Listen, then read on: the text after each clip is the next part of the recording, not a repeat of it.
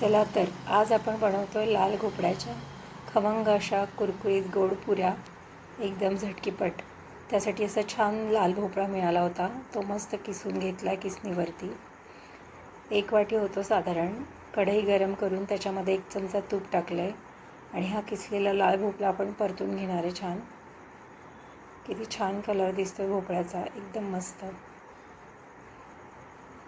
असं छान परतून घ्यायचा आणि झाकण ठेवून साधारण 1 वाफ काढायची. आणि त्याच्यामध्ये आपण आता पाऊण वाटी गूळ घालणार आहे.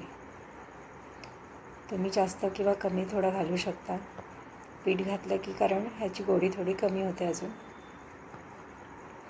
आणि याच्यातच थोडं मीठ, चिमूटभर मीठ आणि थोडी खसखस आणि थोडी वेलची पावडर असं आपण मिक्स करून घेणार आणि परत 1 वाफ काढून घेणार.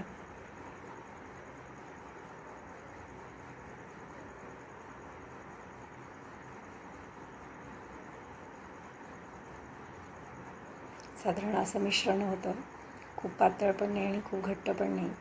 ते एका भांड्यात काढून त्याच्यामध्ये 1 वाटी तांदळाचं पीठ, 2 चमचे बारीक रवा, 2 चमचे डाळीचं पीठ आणि लागेल तसं थोडं थोडंच गव्हाचं पीठ टाकायचं. गव्हाचं पीठ जास्त नाही मी टाकत आहे, कारण तांदळाच्या पिठामुळे छान कुरकुरीत पुऱ्या होतात.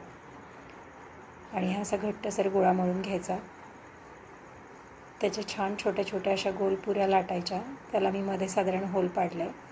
तुम्हाला आवडत असेल तर तुम्ही पाडा, नसेल नाही पाडलं तरी चालेल.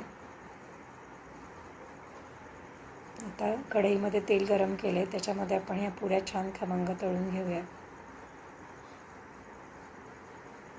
मीडियम गॅसवर आपण तळायच्यात खूप, कारण ही स्टीलची कढई आहे.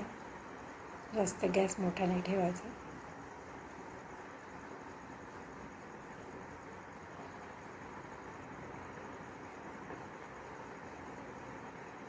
छान तळली गेली आहे पुरी. अशा आपण सगळ्या पुऱ्या तळून घेऊया.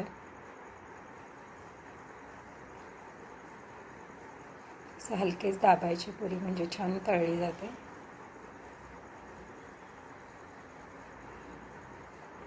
अशा प्रकारे सगळ्या पुऱ्या छान तळून झाल्यात आपल्या. छान एकदम क्रिस्पी अशा भोपळ्याच्या पुऱ्या तयार झाल्यात. तुम्ही याला घारगे पण म्हणू शकता. नक्की करून बघा. रेसिपी आवडली तर मला लाईक करा, कमेंट करा आणि शेअर करा. तुम्हाला कशी वाटली ते कमेंटमध्ये जरूर कळवा. थँक्यू.